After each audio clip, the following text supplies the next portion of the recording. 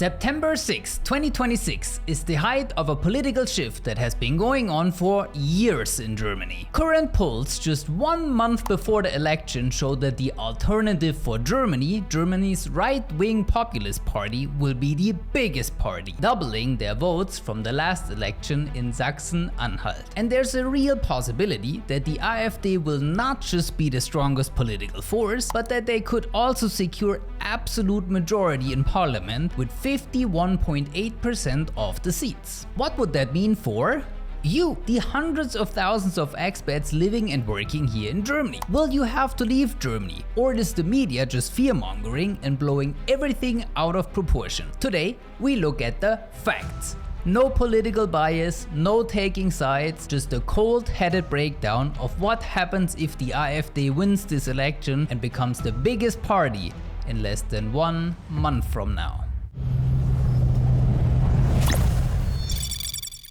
The state election in Sachsen-Anhalt is one of the most important political events in recent German history. Why? Because the AfD, which is officially classified by the domestic intelligence agency Verfassungsschutz as right-wing extremist, is leading the polls at roughly 41%. This creates a scenario never seen before in post-war Germany. A party classified as right-wing extremist could become the strongest political force. And if smaller parties like the SPD or Greens fail to cross the 5% threshold, the minimum vote to make it into parliament, the AfD could mathematically secure the absolute majority, which is 42% of the total vote. And Sachsen-Anhalt isn't an isolated case. Just 2 weeks later, on September 20th, Mecklenburg-Vorpommern votes as well, where the AfD is also leading the polls at 36%. So, the political pressure is real. I've read the official AfD Sachsen-Anhalt election program, a 150-page document. And before we come to the section about immigration and expats, let's speed run through 3 other parts of your daily life. First, the AfD proposes an immediate stop to Germany's green energy transition, cutting all state subsidies for solar, hydrogen and heat pumps. Instead, they want to extend coal power, build new gas plants, and prepare to restart nuclear energy. They also want to end the sanctions against Russia, reactivate the Nord Stream pipeline, and support local businesses with less bureaucracy. Second, the AfD wants to terminate public broadcasting contracts, transforming public TV and radio into a minimalist basic service. Other state funding would be cut too, like initiatives against right-wing extremism, diversity projects, or programs like Schools Without Racism. Instead, public funding would be redirected towards patriotic, German-focused initiatives. And third, the AfD wants to replace compulsory school with the option for legal homeschooling. They also want to end inclusive schooling for children with disabilities, placing them back into specialized schools and creating separate classes for refugees. And in higher education, they want to abolish the European bachelor and master system, returning to traditional German Magister and Diplom degrees. Regarding expats and immigration, the AfD calls for a 180-degree turn in migration policy. They reject recruiting foreign workers, arguing that expats create additional infrastructure costs and security risks. Instead of immigration, they propose aggressive automation and AI strategies, a return program for emigrated German professionals, offering them cash bonuses if they come back, and government-directed birth rates for German women. What a time to be alive. They also propose immediate entry bans for non-EU nationals, shutting down integration infrastructure and closing welcome centers across Sachsen-Anhalt. Asylum seekers and refugees will get no more cash benefits, but physical goods and vouchers. Work for them is mandatory and deportation centers will be expanded. And for all you foreign residents living in Germany already, legally, the AfD calls for maximum restrictions on citizenship. They propose replacing multiple choice citizenship tests with political essays, mandatory cultural declarations, and history courses. And if you miss one of these history courses with an unexcused reason, you could lose your residence permit. All of this sounds pretty extreme. what is expected from a right-wing extremist party. But in Germany we say, es wird nicht so heiß gegessen, wie es gekocht wird. Let me know in the comments if you know what this means. Because the most important question is, if,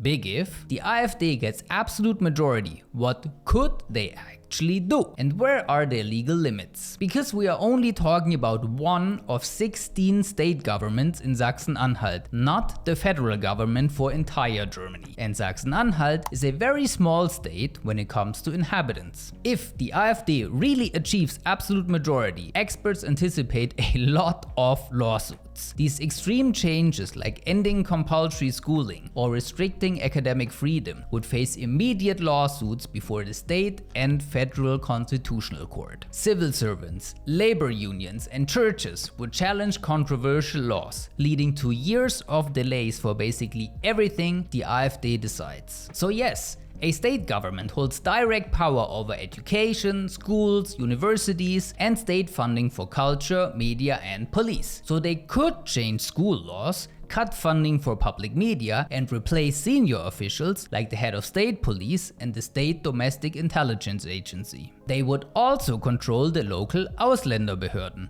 instructing them to make every visa, residence permit, and deportation as restrictive as possible. But beyond all these legal battles, what would this do in reality? Economists and research institutes like the IWH warn of severe emigration from Sachsen-Anhalt to other German states. They also fear a wave of well-integrated international doctors, researchers and nurses leaving the state due to uncertainty and the hostile climate. And Sachsen-Anhalt has an average age of 48, the oldest population in Germany. 200,000 people will retire there in the next 10 years. The state needs young, skilled workers badly. Bringing Germans back or focusing on AI will not solve the problem. In many hospitals, like the Harzklinikum, a third of all doctors are foreigners. Operations could not continue without expats like you. And the loss of talent because of the damaged national and international reputation of Sachsen-Anhalt would likely be even worse. So, let's take a deep breath and look at the actual reality. Because as scary as the headlines and the AfD election program might sound, Germany's constitution was built to prevent any single state government from overstepping its powers. Under Article 31 of the German Basic Law, Bundesrecht bricht Landesrecht, federal law always overrides state law. A single state government in Sachsen-Anhalt has zero legal authority to change national immigration rules, abolish the right to asylum, close federal borders, or alter German citizenship laws. Experts from the Verfassungsblock confirmed that 21 of the 56 immigration proposals in the AfD program fall under federal or EU jurisdiction, making them impossible for a state to implement on its own. Proposals like isolating refugee children in separate classes violate the German constitution and the European Convention on Human Rights, meaning they would be struck down in court immediately. And what about the political firing spree to replace everyone in power with people who are sympathetic to the AfD? The AfD itself announced its plan to replace 150 to 200 civil servants, but that's also impossible. A new state government can only replace about 19 top political appointees. The vast majority of state employees remain protected by federal employment laws. So, is it time to panic and pack your bags as an expat living in Germany or Sachsen-Anhalt?